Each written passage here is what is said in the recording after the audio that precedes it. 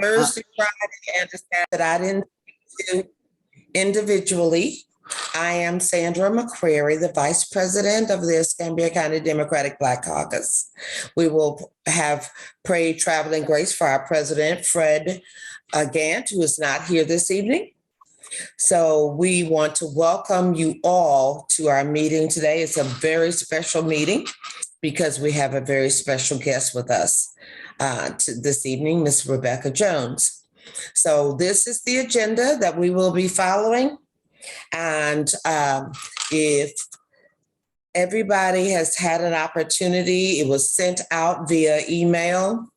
And with that, we're going to start with the Pledge of Allegiance. So Derek, if you would prepare us with the flag, we'll stand and do the pledge. 1, 2, ready, go. I pledge allegiance to the flag of the United States of America and to the republic for which it stands one nation under God, indivisible, with liberty liberty, justice and justice for all. Thank you very much.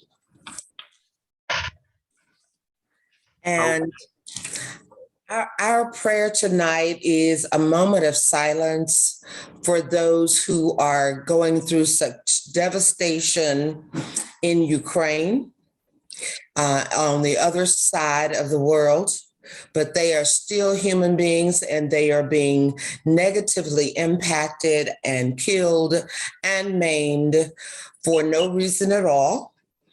We realize that military bases, of course, we would know would be attacked, but we're talking about civilians, and we already have knowledge of at least one American that was killed on yesterday. So we want to bow our heads right now in a moment of silence, not only for those in Ukraine, but for those of us here who are impacted with death in the family. I already had Mrs. Martes Racavi on the phone this afternoon to tell me about that she had death in the family. So any of you who are suffering from bereavement or illnesses or just taking care of a loved one. So now we're just going to bow our heads in a moment of silence.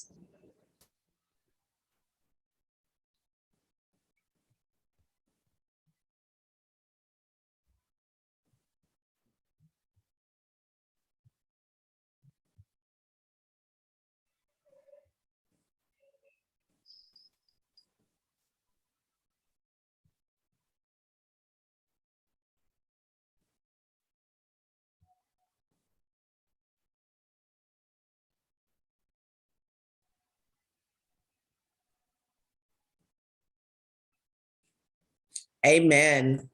Amen. Thank you all for that. And now we're going to have the introduction of our candidate forum, which we have been doing for a few months now. And Derek will be the host of this candidate forum, and then we will move on to the rest of our program for the evening. Derek? Thank you, First Vice McCrary. Good evening to everyone. I want to welcome, for those of you all who are new and this is your first time for the Escambia County Democratic Black Caucus attending our meetings, I want to give you a hearty welcome. For those who are visiting with us, welcome as well. My name is Derek Scott, and I am the second Vice President for the Escambia County Democratic Black Caucus. I want to take a moment now, as our first Vice President, Sandra McCrary, just alluded to, and welcome our guest for tonight. As First Vice McCrary mentioned earlier, we've been having for several months now our Meet the Candidates series, where we've given all of our candidates in the Democratic Forum the opportunity to come to our voting public, introduce themselves, talk a little bit about their platforms, and answer any questions that the public or the audience and those in attendance may have. Tonight, we're especially welcome to have congressional candidate Rebecca Jones. You may know her. She was our esteemed whistleblower for the state during COVID when she refused to manipulate the data under the direction of Governor DeSantis's orders. So we are proud to have her there. She is running for District 1 for our congressional seat against Matt Gaetz. So I want to let you guys have your ask you to give you your undivided what's the word I'm trying to look undivided attention to our candidate. Welcome. I'll just ask if you have questions, please make sure that you put them in the chat. We do have some that our audience have previously submitted, so we'll ask those towards the end of the speech. But if you have something as an individual or something that you hear during the presentation that you think is that you want to have any additional inquiry, please do so. So without further ado, I want to turn it over to Ms. Rebecca Jones. Thanks. Thank you guys for having me and for that very warm welcome. For those of you who don't know anything about what Derek was talking about, this is a little dated of an kind of video, but I was going to share my screen so you guys can watch it because it's about 2.5 minutes long. So let me, I know there's a more button somehow. See, okay, I was also named Forbes' Tech Person of the Year, but I do not know how technology works. How do I share my? At the bottom of your Zoom screen, you should see share screen. It's in green, I believe. If you do that, it should allow you to share whatever it is you want to. Yep. Okay, so you're sharing. All right. There you go. Let's see.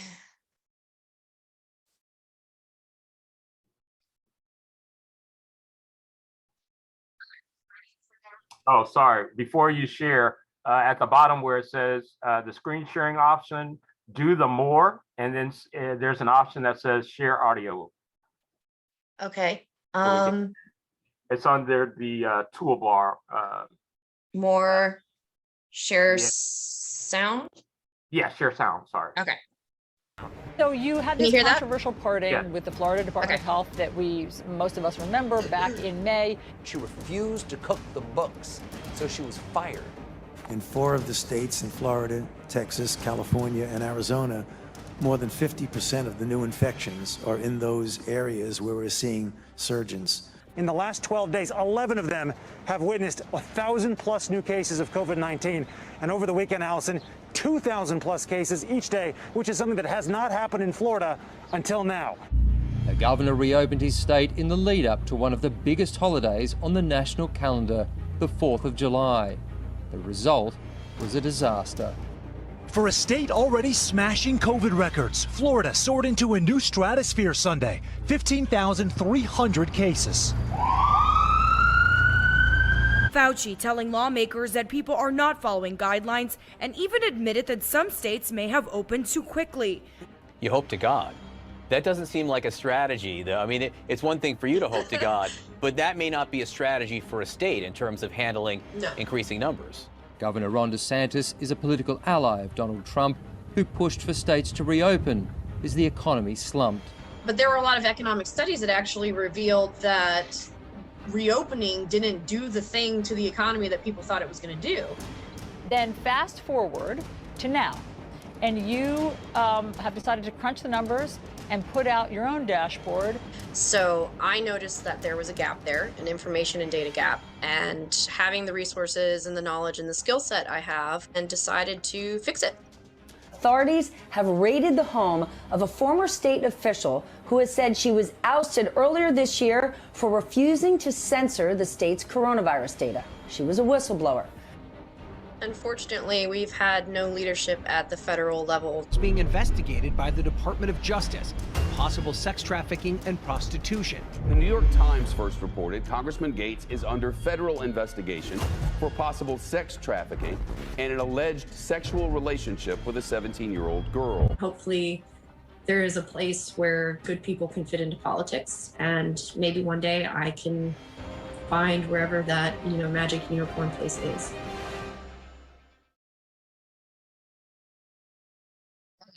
So that's a little old now, because obviously the dates are from, last year, but it is kind of the journey that, or the puzzle pieces rather, that got me to this place.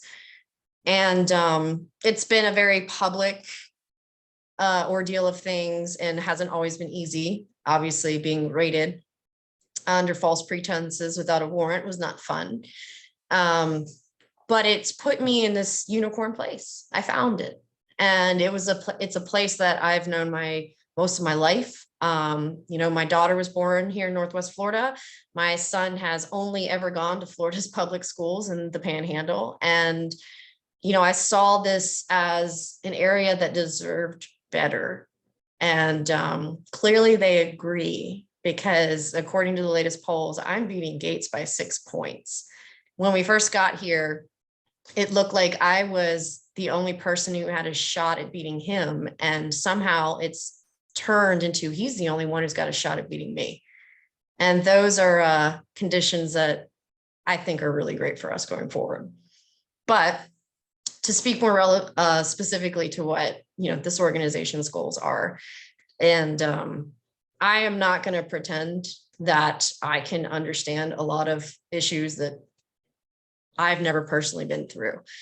But I can also say that, our Democratic Party has failed in a lot of ways. It's how we lost the election in 2016. It's why it was so close in 2020, which we don't like acknowledging, but there were still 80-some million people who came out and voted for Donald Trump. A lot of them were in Florida. And there are still people, I think it was 45 or 6% of this district would still vote for Matt Gaetz. So we have a lot of work to do. This is our race to lose, but we're going to win it. And I think it's because we finally are seeing that we need better candidates. Democrats who own multiple homes in multiple states don't know what the inside of the affordable housing crisis looks like, because they've never been late on rent. They've never gotten an eviction notice. They've never had to kind of camp out from friend to friend's house or family member to family member's house for weeks at a time. And they sure as hell never slept on a park bench. I have. I spent most of my childhood food and housing insecure, intermittently homeless, without power for longer stretches than that, which is something that's hitting this district extremely hard right now. And that is something that you can sympathize with, but until you're there, it's incredibly different to understand all of the ways that you can be led there. And we need people in office who don't seek out power, but rise to the occasion when others are too afraid or too busy or even too wealthy to know or care about what it's like for most of us. We need people in office who understand that the system as it is needs poverty. It depends on it. It profits off it. And until we break the system, we'll never be able to build something better that puts people first, that puts normal people first. Corporate attorneys from New York City don't get that. Matt Gaetz, the millionaire trust fund baby, doesn't get that. I mean, there are parts of it that I don't even get. And that's why I need you. I need your input. I need your ideas, your solutions, your feedback. Representing our community isn't about coming in and dictating what's best for others. It's about asking our neighbors what they want and need and making them participants in the process. Showing up is a nice gesture, but showing up as a way to pay your dues to get those votes is another lie. We need allies who are allies all of the time, not just when they're running for office.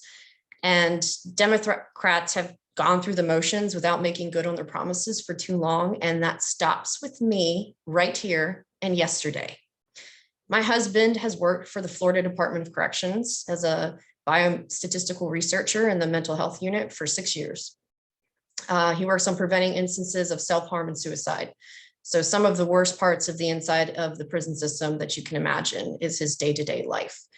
And he can tell you exactly what the mental toll of our industrial prison system can look like. And he'll also tell you what it's like to have your home raided, to have guns pointed at you and your children while you're holding your toddler, helpless to do anything, afraid to flinch, afraid to breathe because the governor is obsessed with your wife.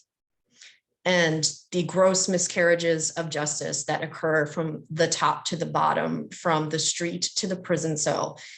We as a family have really been immersed in that specific issue for the last couple of years. And it was a risk he and I discussed and knew existed when I first decided to come forward and challenge the state, and decided that it was worth it. That if I went to jail for telling people the truth, for telling people that they were being lied to by the governor, for telling people that COVID didn't go away, which clearly it did not, then it was worth it because people had a right to know.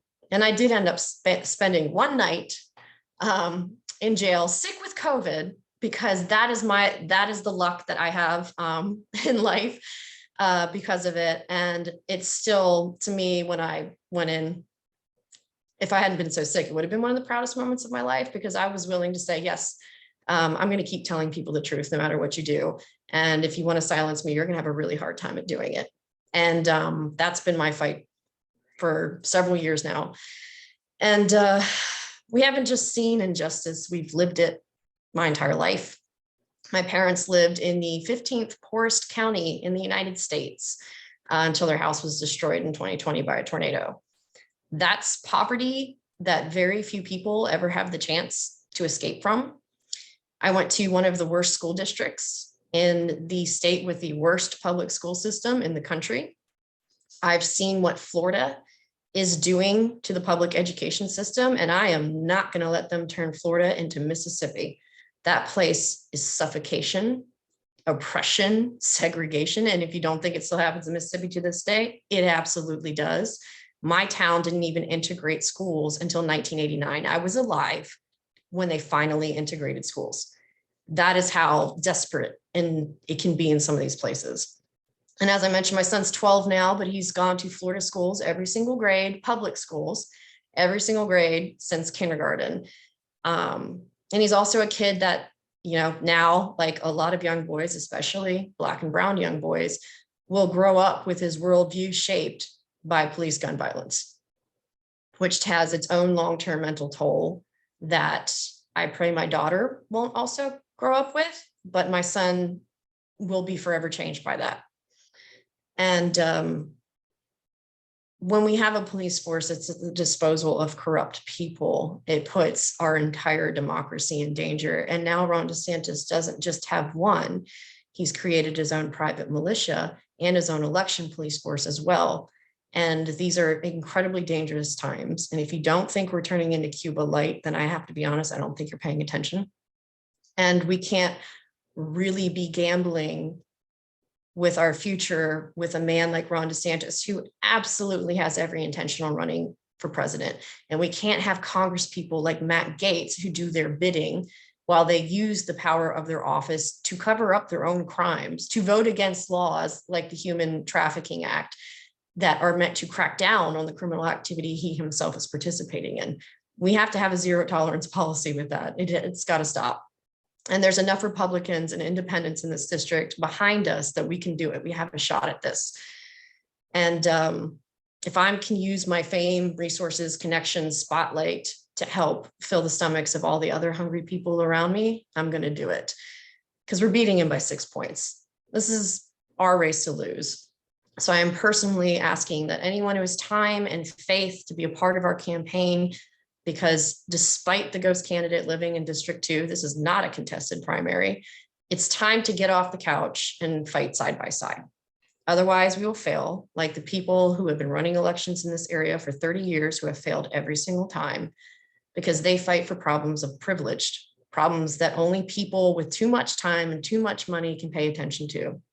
And I'm here to fight with you, for you, beside you, for our families and our community, because I know exactly what happens if we don't. And I guess I have a bit of a mission here to make sure that justice is served in more ways than one. And those who have seen the gravest injustice are the people I most want on my team.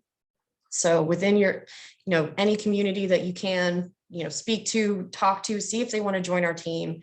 We're always building out.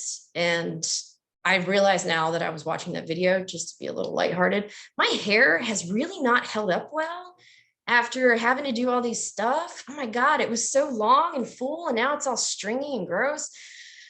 I guess that's part of, having to do it every day, but it may not look like this every day, but anyone who wants to join our campaign is welcome to come to my home, to be a part of my family, because this is something that takes that level of trust and intimacy to get done. And my whole life over the last few years has been in the public spotlight. So everything there is to know about me, and the things that have been made up are out there. And there's nothing anybody can do to scare me or intimidate me. Short of actually killing one of my children in front of me that day, there's nothing worse than threatening them in front of my face to be quiet. And I've stared down the barrel of a literal gun and said, I will not be silent. So we are in this fight and we don't play games. So if you're up for that, we are more than willing to have you on our team in any way you want, whatever time you feel like you can give. If you can't, but other people that might want to, that's fine too. It's all about building coalitions, and this is one I definitely want to be a part of. So thank you. Thank you for that. I'm going to go ahead. We've got about 5-6 questions that have been submitted of you. So I'm going to go ahead and ask the first one at this point in time. Thank you for your presentation. We certainly do appreciate it. The first question that's been directed to you is, what would your day one priority be if you were elected into Congress? And specifically, how would that initiative, whatever you pick up, affect Black and Brown communities? So I'm a firm believer that justice delayed is justice denied. So on the very first day, I'm going to open, with all of the power of my congressional office, a full investigation into Ron DeSantis, all of the racist policies that he's enacted, every decision he's ever made with COVID-19. And I will direct those resources and make sure that everything that there is to know is found and that he is held accountable for each one of those things. Now, I have a list of 78 bills already written, ready to go. And they range from repealing Section 230 of the Communications Decency Act of 1996, which basically allows social media companies to be immune from any responsibility for anything that happens on their platforms, to covering, veterans' healthcare and early and preventative detection for exposure to toxic substances. But DeSantis knows on day one, my office, every dollar that we have to spare for an investigation, and there are plenty of people in Congress like Jamie Raskin that I've spoken to and others who will join this effort, will make sure that people in the state that have been denied justice for the last 2 years finally see it done. And that's something I have personal skin in the game in. So I'm good on that promise. Thank you for that. I lost my place here. Bear with me just a second. The next question that we have for you is, as Congresswoman, how would you go about continuing the fight to protect voting rights? I don't think, sadly, that fight will ever end. It seems like every time we make progress on it, we kind of back off a little bit, and then a year or two later, something else happens that pulls us back the other way. I do support measures to make, universal registration a federal policy, to make voting by mail available in every single state. But I think one of the most immediate and significant ways that we can help, especially with the Black community and the Brown community, is by no longer allowing states to individually determine who and who does not have the right to vote beyond being a US citizen over the age of 18. People with criminal records, 5 million people in this country with criminal records, are disqualified from voting. Almost half of those are just in the state of Florida. There is a huge section of our population in Florida that, because of a past criminal record, even if their time is served, they've moved on, they've been an outstanding citizen for 50 years because of something they did when they were 18, does not have the right to vote. That has to stop. And we have to have And I hate when this has been co-opted by Republicans, but we have to have fair elections. And to me, fair elections means making sure that everybody has access to vote incredibly easily. Escambia County doesn't provide postage for mail-in ballots, apparently, I found out. And that seems like a very worthwhile cost. We know we can do it because Broward County does it. I just spoke to their supervisor elections a few days ago. This is yet another thing to a hurdle that we could just move out of the way, incentivize voting, not making it seem like it's a burden, but it's a privilege that we all have, and it's a right. And exercising that is the most direct way to participate in our democracy. And every single problem that a handful of states have been causing in the recent years, Florida, Texas, being among the big ones, we're going to reverse those, because I'm really impatient with a federal government who is sitting there watching all of this unfold and decides not to take action because they don't want to risk some future perceived problem that arises from doing what is right. You do what is right, you fix the problem, you deal with the chips as they fall. Thank you for that. The next question I'm going to try to ask as delicately as possible. So I apologize in advance, but you brought up your past. So one of the questions that's been directed is, without getting into the specifics of your past history, as we are sharing platform and literature with the community about your candidacy, when they ask specifically about your past, how would you want us to answer that so we aren't interjecting our opinion, but your truth? Absolutely. I'm damn proud of what I did. I stood up to a corrupt governor who used the full power of his office to try to crush, in his words, a girl with a laptop. I didn't back down because I've never backed down my whole life. And apparently that's just the way I'm built. He questioned whether or not I was a scientist, even though I hold advanced science degrees, and was hired as a scientist and am a climatologist by education. But I'm proud of the fact that when everyone else was afraid, I decided that jail, no future, is that really worth more to me than how many people's lives? And I said, no way in hell, because that's not who I am. That's not how I was built. Everything in this world is temporary. You could lose your home, you can lose your car, but nobody can steal away from you your education and the things that you fought for.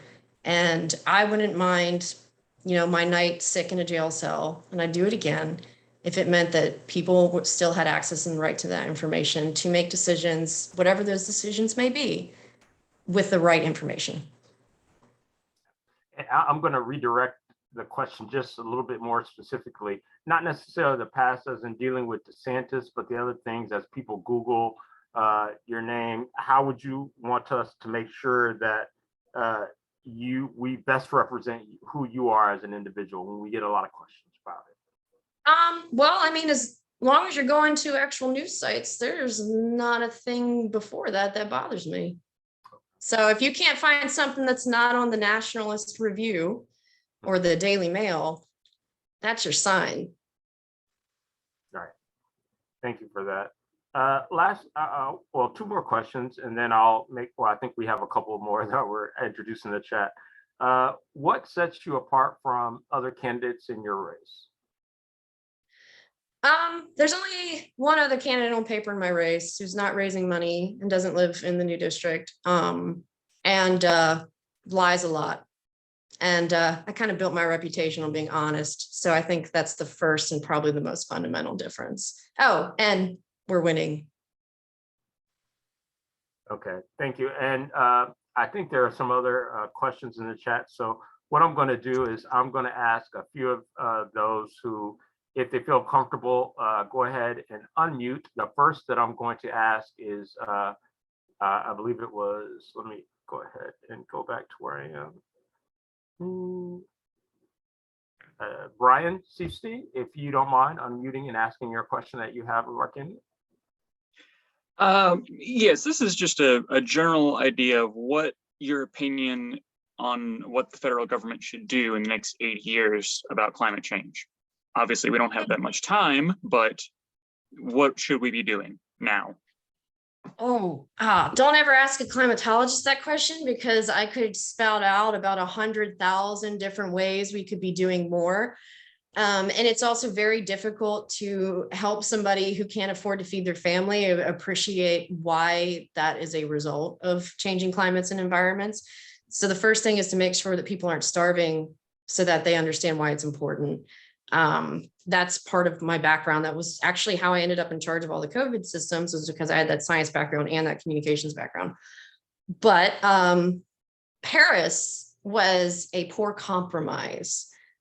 Trump made it seem like it was this world, what is it, Agenda 41 or 21 conspiracy theory to create a global government in the name of climate change that dictates whatever. It was actually basically like they filed down, the teeth of all of the legislative bodies. We need international cooperation.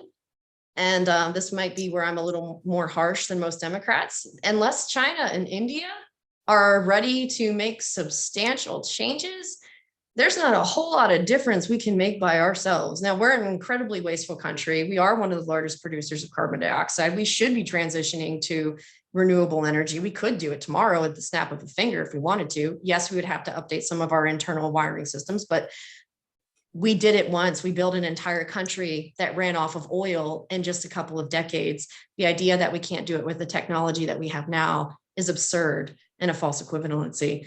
And that's the biggest thing. Energy is one of the biggest problems. Florida's going the opposite direction, killing net metering, raising prices on people and calling it a sin tax.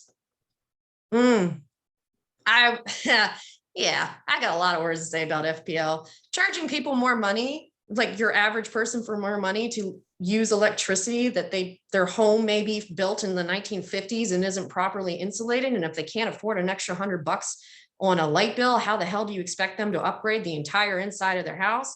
Ain't going to solve climate change. Not while China is still exploring some of the dirtiest coal mines in the world. Not while India is now leading the world in some of the most harmful pollutants. Not while we're still treating natural gas like it's anything other than the most potent greenhouse gas on the surface of the planet. None of this stuff, we have to stop pretending like the people who have run things for the last 250 years are interested in any more than profit.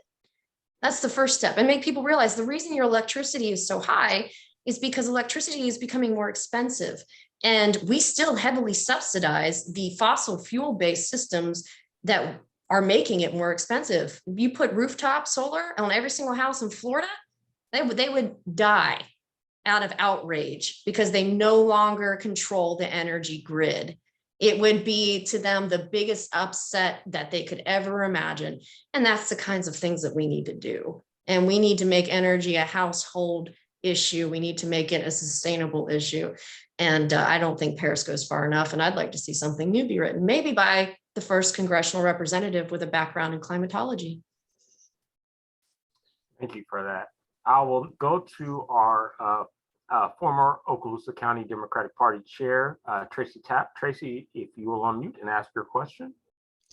Hey, Rebecca, with due respect for running. Oh my gosh, thank you so much for stepping up. Earlier, Derek asked you a question about how to respond when people ask us questions about your past. And you talked about your struggles with DeSantis and being, held at gunpoint in your home. But to be honest, there are other issues. The affair that you had with the student when you were a TA. Okay. All right, and your child. I'm gonna actually kind of step in right here. I never slept with a student that I was a TA for. That was something the Daily Mail ran. And the reason that they ran it in the Daily Mail is because they know that international slander and libel laws are incredibly tricky to navigate. I never slept with a student. My husband, not that it's anybody's business who I sleep with and when, because I'm sure, we're not being interrogating Matt Gaetz. We're debating whether or not the girl he actually did pay for sex is 17 or 18. That's his debate. But my husband and I had been separated for 7 months when I started dating a classmate. So any attempt to try to say that this was a student I was in charge of is nothing but pure defamation. He was a classmate of mine. We dated for a couple months. It turns out he's a jerk and a psychopath and got really upset when I broke up with him. So, I mean, And so I went to the police and reported him for sexual assault, and he didn't like that. So unless you're pro, trying to silence women who speak about sexual assault, and then their abusers go and try to use the police to retaliate against them and fail, I don't think it's relevant who I sleep with or have slept with in college. Well, that's helpful, because those are the kinds of questions that are going to get raised, and we just need to know how to answer them. So thank you.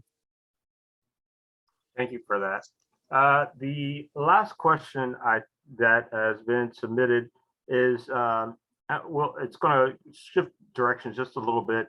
It's about campaign financing. It's been reported that you've raised quite a lot of money through your GoFundMe and other venues, or whether it's Act Blue or whatever the case may be. What do you have plans, if any, to specifically earmark those in your candidacy, in your race for? My GoFundMe was all raised back, like one of them hasn't been operational since August of 2020. And the other one is clearly delineated as legal expenses, although we're going to have some pretty amazing news if I can survive the next month without having to blow it and shoot my loud mouth off and ruin everything for myself about why I will not need that anymore. But Act Blue goes directly into our campaign. It goes directly into our campaign account. It pays for everything that we do. We set up with Numero initially when I filed, just because I was running as an NPA. And I didn't know about the law change that required you to run as a Democrat. And so Act Blue didn't want to service NPA candidates. And so we set up one system. Turns out it's a lot cheaper. And I personally, as a data guru, like it better. So we kept it. But Act Blue is reported with our campaign with everything else. We're actually one of the few campaigns in Florida that has not been fined or had to correct reports because we didn't report our finances correctly.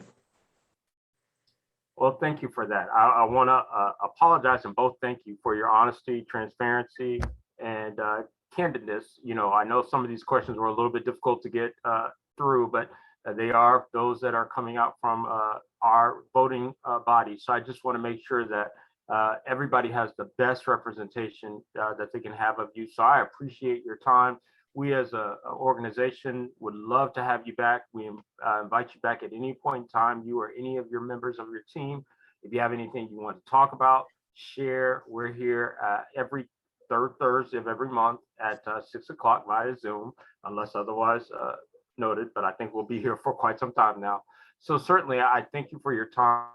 You and your team are more than welcome to stick around for the remainder of our meeting, but we certainly do thank you and applaud your candidacy. Best of luck. Thanks. And I know maybe it's not typical for candidates to be willing to confront a lot of this stuff head on in the way that I do it. But I've been dealing with this for 2 years. I have literally had people threaten to murder my children in front of me, to kill me, to cut off my severed head, and then sexually violate it, who haven't even been off of Twitter after sending me those messages. So I have a very high threshold for what offends me, what surprises me, what upsets me. And I've seen every worst possible message that you could imagine getting. And it was strategic and it was coordinated because DeSantis needed to pretend that he succeeded with COVID. And of course he did not. But it doesn't bother me. I don't mind people coming to me and asking, hey, is this true or not? What bothers me most is when people within a party that's been so supportive of me ask me questions in a way that assumes that what was said was true. Because if you read it in a tabloid, you couldn't find it anywhere else, that's probably your sign that you fell for it. And we as Democrats need to be more literate of the media and more challenging of the things we read about people in our, who fight alongside us. So that's usually my general call to action. I'm like, it's fine. It's like, there are some things I've read that I think other people would probably go buy a hut in, the middle of rural Alaska and never come out ever again if they read. There are pictures of my house online of where I'm living right now with maps of exactly where I live and the square footage and the layout. It doesn't bother me. I cannot be shaken any more than the day they stormed my house, and everything after that is just gravy. So please don't ever hesitate to reach out to me if you have questions. Thank you for that. Thank you. Let's give, certainly I'll ask all of our members and visitors to give her a round of applause for participation today. So thank you yet again for your attendance. I appreciate it. Thank you, guys. Thank you, Rebecca. Really appreciate it. Okay. We are going to go ahead and move along in our agenda for this evening. Let me go ahead and put that back on the screen for us. So let's see. And at this point in time, I'd like to take the time to do a roll call for all of those who are members as well as visitors, so you can be recognized.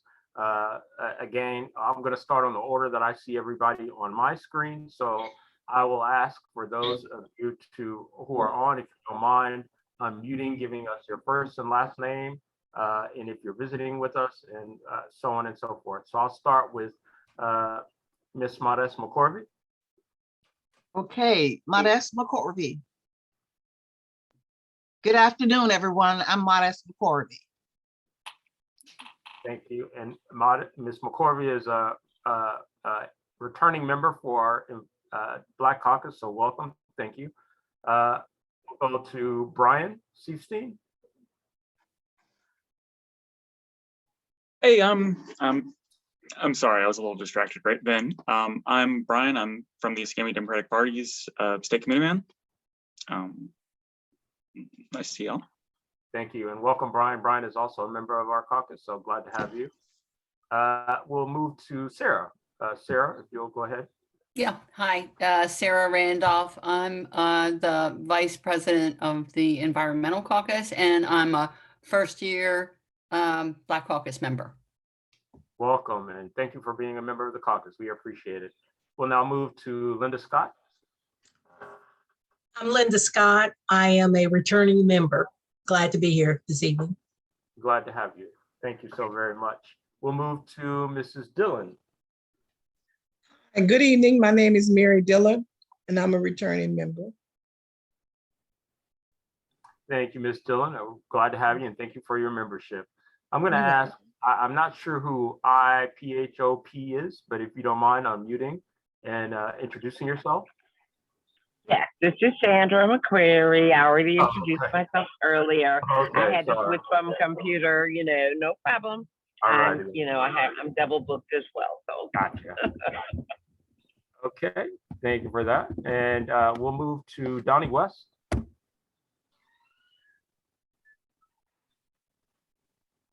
Sorry about that. Yeah, Donnie West. I'm Rebecca's deputy campaign manager. I live over in Santa Rosa, but I love you guys. Thank you, and thank you for being with us today, Donnie. I'm going to skip Jill Lewis-Dax for just a moment because I know that she's doing double duty on Zoom. So I'm going to go. The Escambia County Democratic Black Caucus is just me again, so we'll move past her. I will ask Ms. Margie McCorvey, if you don't mind unmuting and introducing yourself. This is Willie McCorvey. Margie McCorvey not available tonight. Okay. And I'm a member also, first year member. And Thank you, Mr. McCorvey, and welcome to your first meeting. And we're glad to have you and thank you for your membership. We will go next to Barbara Petty, our treasurer. Yes, my name is Barbara Petty, and I'm a returning member. I'm glad to be here. Thank you. Thank you very much. We'll now move to Allison Smith. If you're on, if you don't mind unmuting and introducing yourself. Yes, hello, thank you. I'm Allison Smith. I'm over in Okaloosa County, and I help with the Okaloosa Democratic Black Caucus, so I appreciate the opportunity to listen in. Thank you. Thank you for joining us, Allison, and welcome. We'll now move to Marilyn Brown. Yeah, I'm Marilyn Brown. I'm a member of the DWC and the DEC, and sort of an interrupted member of the Black Caucus. Glad to be here. Thank you, and glad to have you as a member, and thank you for joining us. For those who are unaware, just so we sometimes we get lost in all of the acronyms. Within the Democratic Party, the DEC is the Democratic Executive Committee, and the DWC is the Democratic Women's Club for Escambia County. I'll ask Julia if you'll mind unmuting and introducing yourself.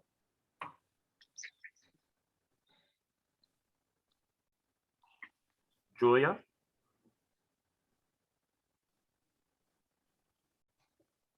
Hey, Okay. hello, can you hear me? Yes, I can hear you now. If you don't mind just introducing yourself.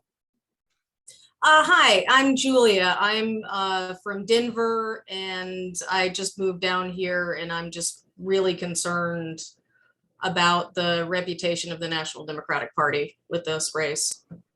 Well, thank you for that, Julia. Welcome. We're glad to have you.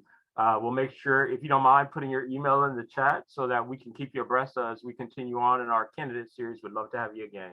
Absolutely. Thank you. Thank you. I will ask PJ, if you don't mind, unmuting if you're free. Hey, I'm BJ Brunius. I'm State Committee Man for Santa Rosa County, also a member of the DEC in Santa Rosa County and the Democratic Black Caucus in Santa Rosa County as well. Thank you for that. Thank you and welcome, BJ. We'll also, we've heard from, but I don't want to be remiss without giving you the opportunity again. Tracy, if you don't mind just sharing who you are again, introducing yourself. Hey, Derek, Tracy Tapp. I'm the immediate past chair of the Democratic Party in Okaloosa County and also a member of the Democratic Black Caucus in Okaloosa County. Glad to be here. Thank you, Tracy. And we miss Tracy. For those of you unaware, she is departed our area, unfortunately, is in South Carolina, which I'm sure she is getting acclimated and loving it, but I think we love her more here. I'll next go to Alma Woods. If you don't mind unmuting and introducing yourself. Hi, I'm Alma Woods.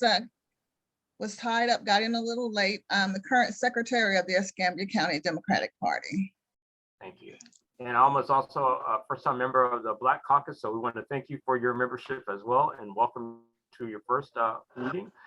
For those who all are on the call, as you can see, we opened the doors up to everybody, from our sister caucuses in the Northwest Panhandle and those on, so on and so forth. We just love having, and we invite you, for those who are not members, if you're interested, please reach out. I will put our information in the chat on how to reach the Black Caucus so that everybody has the information. And certainly you can find us on Facebook as well as Instagram and Twitter and by email as well. I'll make sure I put all that information in the chat for you guys. Okay, with that being said, I'm going to go ahead and move on to the approval of the agenda. I am going to say that on, let me share the screen just again for us here. For those of you who have the agenda, I'm going to ask that we have a few corrections on here. Right now, there's as you see in item number 7, we are set to approve our December, January, and February meeting minutes. Unfortunately, we don't have those, so I'm going to table that for our April meeting and so forth. And I believe we're still working on our treasurer's report as well. Just so you're aware, for the month of April, you'll receive a big packet prior to the meeting, which gives all a list of announcements, the agenda, all minutes, prior minutes, treasurer's report, and any new business that we have to cover. We'll make sure that we send those out to you in time as well. So I do want to make that, but with those corrections, I will entertain a motion to adopt as modified.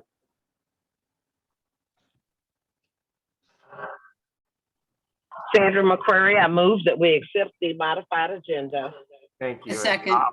Thank you. So the motion was made by First Vice Sandra McCrary and seconded by Sarah Randolph. Are there any objections to the minutes as they've been approved? As they're submitted, excuse me. Again, I'll ask second time, any objections to the minutes as they've been submitted with adjustments? Third time, any objections? Seeing none, the minutes stand approved as adjusted. Thank you for that.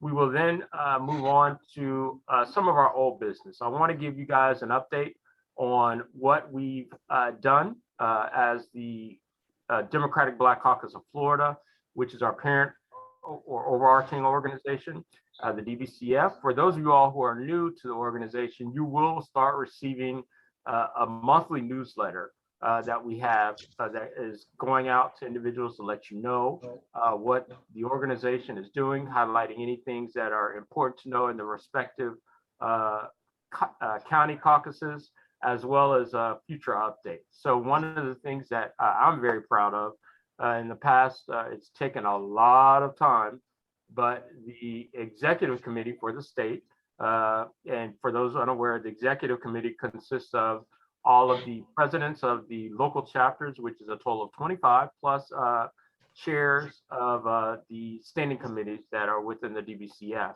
of which I have the pleasure of serving as statewide community outreach for the state. We finally passed our bylaws. This is the first time we've had new bylaws, I believe, since 2014. It took a lot of work, so a whole lot of Zoom meetings, a whole lot of in-person meetings, hours upon hours. So those have finally been approved, and they will go up for a final ratification here towards the end of the second quarter. And then once we do that, I'll be happy to share with you guys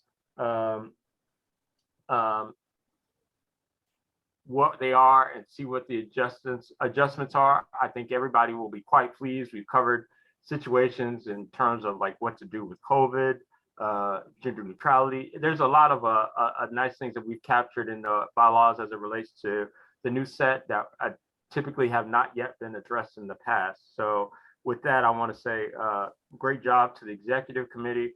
I know Jill Lewis-Daggs, our state treasurer, and also a member of the Okaloosa Democratic Black Caucus is on the line.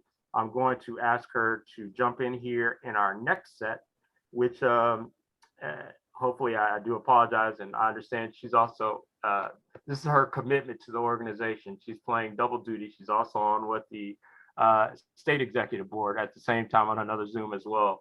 So whenever you get a chance, Jill, if you can unmute whenever you have a second and just share with us a little bit about the upcoming conference, so that everybody can have that information available to them.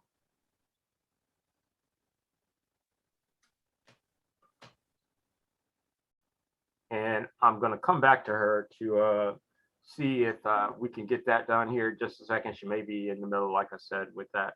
So I'll give you a little bit of history, information. We're coming up to an annual conference.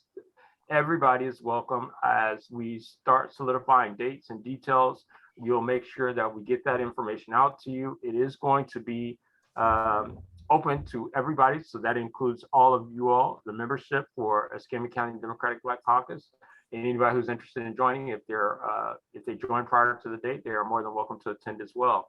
One of the things that I'll highlight that's special about this upcoming meeting is that we are currently in this process. We will be fortunate enough to have a gubernatorial endorsement process. If you haven't noticed, you know, I think a lot of the caucuses around the state have been inviting candidates statewide to introduce themselves, give a little bit of a snapshot of their platform, and just talk a little bit about who they are. You know, for our local caucus, we've had both Charlie Crist as well as Nikki Freed to come in, Charlie in October and Nikki in December. And we will continue these forums and so forth like that. But we do have an extensive process that the state has to go through in order to endorse people. And so during the conference, we will go through that endorsement process and complete the endorsement for whomever the gubernatorial candidate will be. You all will have the opportunity to express your opinion in that process through voting. So I would encourage all of you all to keep that on your radar and make sure that you have all of the emails, the newsletters that you're sent, and so on and so forth available to you. And again, if you have questions, I'm going to go ahead and put our detail in the chat so that everybody has access to it. If you don't already, we do send out monthly notices for our meetings, both by email as well as MailChimp. If you are not getting them, I would encourage you to check your junk folder for those. They may have gone through that, and you should be able to reach us there at that point. We are also, like I said, on Facebook as well, and I'll write that on there as well. Facebook, give me 1 second. Derek, if you need me, I'm here. I'm sorry. Thank you. I was just telling them a little bit about, and you can be repetitive if you don't mind, about our upcoming conference. If you could just share a little bit about that. Okay. Hi, everyone. Sorry, I'm doing that double thing. So the upcoming conference will probably be in May. We're not releasing the date yet, but I will know by the end of this week, which is tomorrow. So it will come out in your newsletter. The newsletter will come out no later than March 25th. At that conference, I don't know what Derek told you. So at the conference, we will be doing the full process for endorsement for the governor. You are invited, everybody can come. It's open to all members and non-members. There will be different prices. We'll get all that to you. We usually ask each of the caucuses to do a full page ad, which normally is somewhere between $200, $250. And then I can tell you there will be, this is secret, but I'll share it. There will be an early bird special. If you are planning to come to the conference this year, I strongly urge you. We will send it out through Constant Contact. We'll make sure your leadership knows and they send it to you. It will probably only be for 1 week. And that will be the best price that you will be able to get in. It will not be, traditionally, we've been able to give you a great price and we promise to give you a great price, but that great price is going to be limited to about 7 days because the expense of it is really more, but we want to get as many of you in as possible at that early bird price. And then after that, the price will go up. Is there more you want me to share, or is that, we just want you there. It's an opportunity for you to see other clubs and caucuses and other Black caucuses and see what they're doing and how they do stuff. I know they're going to do 2 different roundtables that will be impactful. I know they're we're working on a guest speaker. Hopefully that'll be phenomenal. It is just a really great time to come together, and I promise you it'll be exciting, educational, and when you leave, you will be ready to make sure that we get Democrats seated. Thank you for that. And I do want to just piggyback on something that Jill said. For those of you all, we all know that we're in the middle of a pandemic. And I know some of you all may be thinking, I'm not going anywhere for anybody's conference in the middle of a pandemic. But I will tell you, and I want to give kudos to our state treasurer, and also she wears another hat of programs and logistics. I've been to now 3 of our conferences in Orlando, our executive board meetings. And when I tell you, this lady is the epitome of all things COVID safe. The events I have never felt more protected at an event amongst a large group of people than I ever have. I didn't have any worries or concerns. I've maintained COVID-free status amongst 70, 80, 100 people. So I don't want anybody to think that that should be a barrier. I know everybody has their own personal safeguards that they want to adhere to, but I do want to make sure that I highlight that. When I tell you she is the guru for COVID planning and making sure that the conferences go off without a hitch, she is the guru. And so please don't let that stop you. If you're interested in attending, certainly I would welcome it, and I'll just give you an example for lunch. There was a point in time for our lunch that the guidance, and maybe I'm exaggerating a little bit, but you took a bite of food, you took your mask off, took a bite of food, put your mask back on. So, with it, I will say, the only breathing that occurred in the room was during those 2 seconds that you open your mouth to put your fork in it or your spoon in it. And when I tell you she is a staunch disciplinarian of people walking around in COVID and making sure that everybody's maintaining their 6 feet apart. Some of the people can tell you they were chastised and told to sit down. And so I will tell you that, you do it at your own risk at, whenever times are available, but feel safe and consider coming once the details are released. So with that, And I also know that we talked about the gubernatorial endorsement, but I moved past it trying to go through my agenda. I want to make sure that everybody's aware that the Democratic Black Caucus of Florida has officially endorsed Congresswoman Val Demings in the U.S. Senate race for the state of Florida. The Democratic Black Caucus is the only organization in the FDP or Florida Democratic Party clubs and caucuses that has the ability to endorse prior to primaries. So it's not a simple endorsement process, it's a very lengthy. Candidates have to answer questions, they have to submit to an interview, there's discussions and ultimate vote amongst, in this case for the Senate race, amongst the executive committee. But and going as we mentioned before for the gubernatorial race, you will see those, everybody will have the ability to vote in those.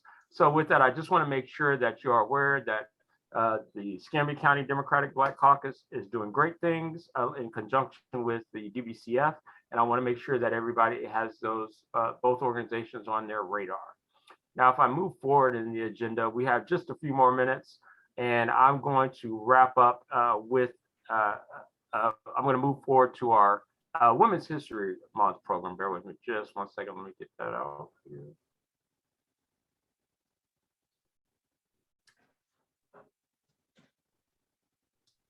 So I want to start by saying March is the month that we celebrate Women's History Month. It was established to celebrate the critical role of women in the history of our nation. Even though some won't admit it, women are the backbone and the glue that holds this country together. With that said, collectively, women are a force with which to be reckoned, but individually, they, like everyone else, have days when a little help is needed. On those days, I am sure that we can all gain both insight, strength, and inspiration from some words from some awesome women. And with that, I'm going to ask a few of our members to go ahead and share with us some inspirational quotes. And I'm going to start with calling on Miss Mary Dillon. If you don't mind sharing the quote that you have for us. Okay. My quote says is from Nikki Giovanni. I really don't think life is about the I could have beens. Life is only about the I tried to do. I don't mind the failure, but I can't imagine that I'll forgive myself if I didn't try. Thank you. Words to live by, certainly. We appreciate that and thank you for that. I'm going to go to, unfortunately, I think our Democratic Party Chair, Lily Eubanks, her computer died. So she's with us watching it through our Facebook Live. So since she's not able to speak for, I'll give you the quote that she provided for us. And it is from Coretta Scott King.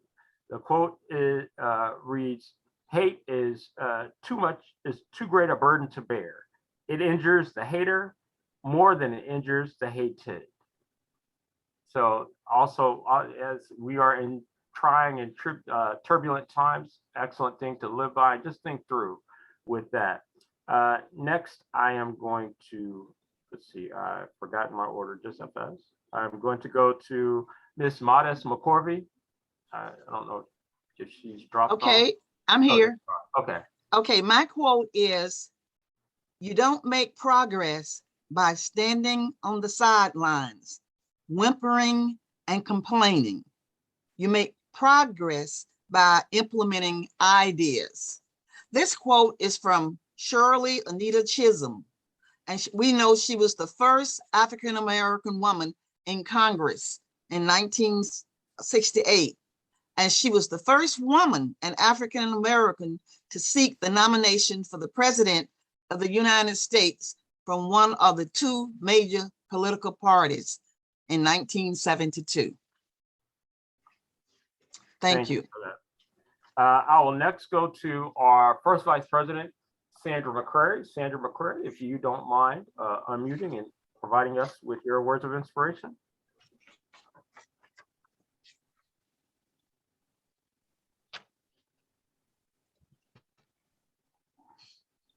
Okay. Let's see. I'm going to give her just a second to see if she can unmute. I don't know. I think she said she was playing double duty as well. So we'll come back to Sandra, and then I will move on to Linda Scott. Okay, the quote that I have is by Maya Angelou. I've learned that people will forget what you said. People will forget also what you did, but people will never forget how you made them feel. Thank you for that. And lastly, I'm hoping that Jill is able to unmute and provide us with our last quote. Okay. Got cats and daughters here. Everybody's saying hi. Okay. So my quote is from Ava DuVernay, and she, if you remember Selma, she is the first Black woman to be nominated for a Golden Globe Award for Best Director, and she was also the first Black director to have her film nominated as an Academy Award for Best Picture. And as I was kind of contemplating what fits best and what things do we struggle with as we go through life, this just really stood out to me. So this is her quote. I think any Black woman is a queen. It's just, do you know it? Do you see it in yourself? Do you recognize it? Do you abide by that? Do you define yourself as that? Based on who we are and what we've been through and how we survive and where we stand, she says, we are on kind of sacred ground. We stand on the backs of our ancestors. And thank you for that. And with that said, I'm going to just share a quick video that I'm hoping everybody here can gain a little insight and inspiration from. So bear with me. I'm going to go ahead and do that now.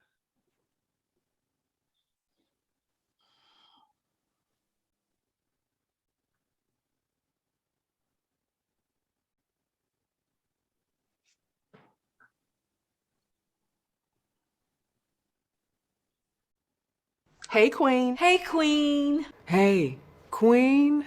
Sister. Girl, you've done it again. You are constantly raising the bar for all of us and doing so flawlessly. You do know that you're that girl, right? I hope that when you wake up in the morning and look in the mirror, you see how divine you are. Know that so many people want what you got. You have dreams to fulfill and promises to yourself that you must keep. I know at times you feel underappreciated and misvalued. Trust me, we've all been there. So it's necessary that you can count on yourself. Now, don't go seeking perfection. Extend yourself a little grace. Don't be afraid to celebrate the little wins as much as the big ones. You, Miss Thang, are courageous. You are dynamic. You are principled.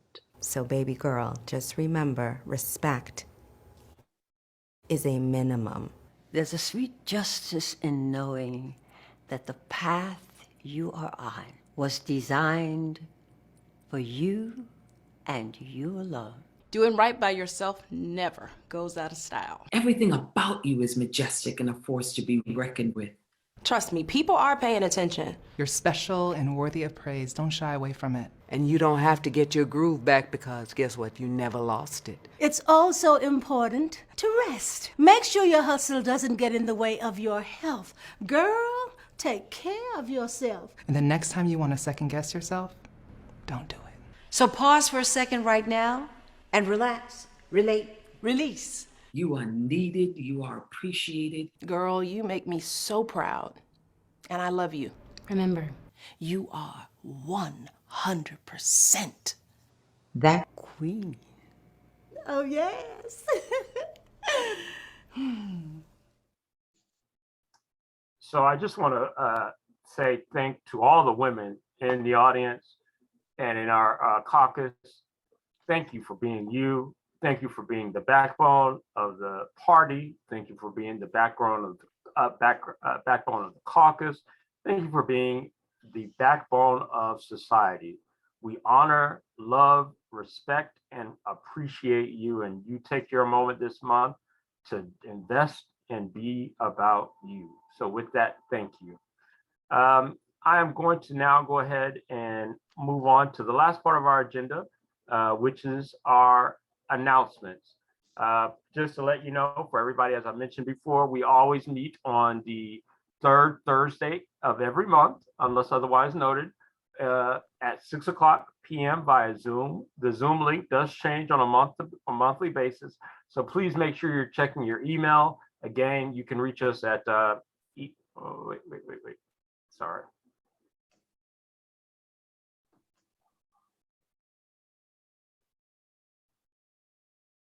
You can reach us at ECDBC or at the on Facebook at ECDBC1.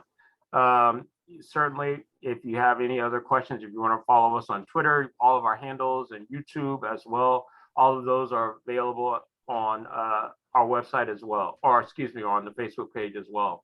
Our next meeting will be on the 21st, I believe it is, of April. Which will be again the third Thursday in the month of April. That's the 21st at 6 p.m.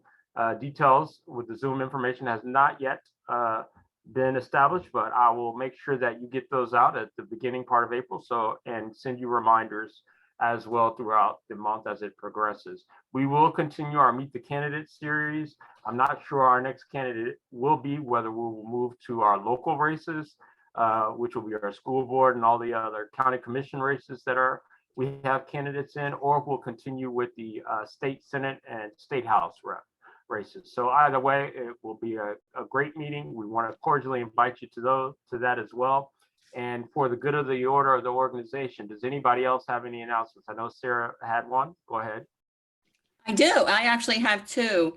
I wanted to make an announcement about a request that we have from Dr. Avant, the Pastor Avant, to bring people out to a meeting. So I want to get particulars about that. And I was going to put them in the chat, but it didn't work for me to put things in the chat. They just go to you, Derek. So maybe there's a way. I opened it back up after the candidate. Oh, you did? Okay. Well, then I'm not a very fast person with that, but I'll try to do what I can. But I also wanted to talk about this affordable housing. About that. That's the other one is about an affordable housing meeting. So the first one, Lil had asked us all to identify individuals who would be willing to speak if given the information from Dr. Avant and the HOA that he is going to be accompanied by people from the HOA, and that's the Wedgewood and Rolling Hills communities and the Unity of Family Ministry that I think Dr. Avant might be the head of. And so they want people to make recommendations to the Board of County Commissioners at their meeting. It's going to be on at 9 a.m. on March 24th in the chambers at 221 South Palafox on the first floor in the and that's a Thursday morning. So Thursday morning on the 24th, if you have any availability, and if you don't want to speak, please come anyway, because it'll be really supportive to turn out a lot of people and support them. And the other one also involves, and if you want, we have contact information for Lil. She said, if you're willing to speak, she'll help you with speaking, getting a script together and talking points. And her phone number is 850-324-3761. The other announcement has to do with something that Just Pensacola is doing. And if you're not familiar with the large religious, a large group of people who are, for the most part, I'd say, religious leaders in the community, it's Justice United Seeking Transformation, Pensacola. And they've been working for a couple of years on civil citations with great success, and the criminal justice system and affordable housing is what they want to see us come out to help with on March. It's May 2nd, but they're handing out tickets at the Allen Chapel AME Church on Monday, March 28th at 6 p.m. So if you are available to stop by there at 6 p.m. on March 28th, that's a Monday, they can give you tickets. They are located at 500 North Gillimard Street, and you can get tickets to attend this event on May 2nd. What they're looking to do, it's going to be at the Wahoo Stadium. They want to fill the stadium with people who are concerned about the housing situation, and particularly to represent all of the people who are concerned about having affordable housing here in Pensacola, in the area. And that's it. Thank you.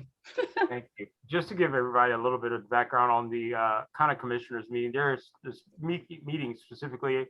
Part of the things they're going to cover is the environmental issue that Wedgwood neighborhood is tackling. This is a neighborhood that affects us all because we're all that is a neighborhood that's a community of color. For those unaware, they're battling severe rainwater issues, air toxicity, as well as I don't want to call it a super fund, but I'll call it a unlicensed dump site that's affecting the health of the residents there. So what they're asking for, as Sarah alluded to, was recommendations on what to make that better. I would encourage all of you, because although you may not live in Wedgwood, it could very well be you. And I know that each one of us knows somebody in the Wedgwood community. And there are also, to Brian's point, he mentioned in the chat, there are schools in that area as well, which are also ingesting these toxic fumes on a daily basis. So I would encourage you to get more information about it. If you don't have additional detail, I'll be happy to share with you. And I just want to make sure that everybody's aware, Escambia Democratic Black Caucus is one of several clubs and caucuses in Escambia. We have the Environmental Caucus, of which Sarah is a member. We also have the Democratic Women's Club, which Brian Seifstein is also a member. We have the Emerald Coast Equality, which is our LGBTQIA caucus, and our Young Democrats, of which Brian is also leading that organization as well. So there are opportunities that if you have interest in those additional areas, please go to our Escambia Democratic Party website. We will be sharing the announcements with you as well for those. And I think that's about everything. Does anybody have anything else that they would like to announce, or any other information that they would like to share for the good of the body?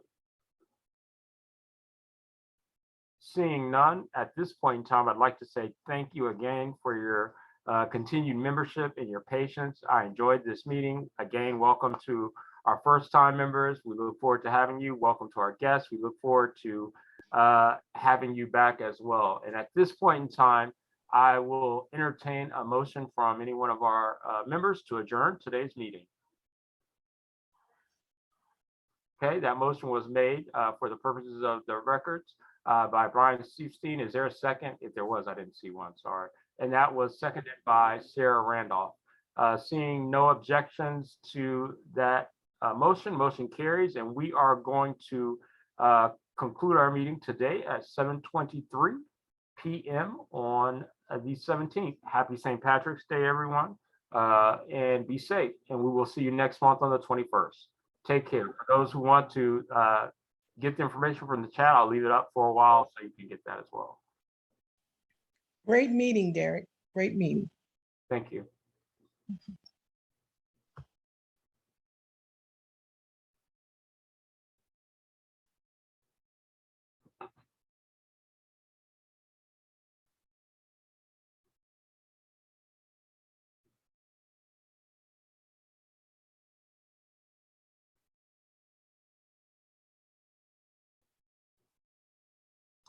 Everybody got what they needed from it? If not, I've saved it, so I'll make sure I send it out in our notes as well. So I'll send everybody a copy.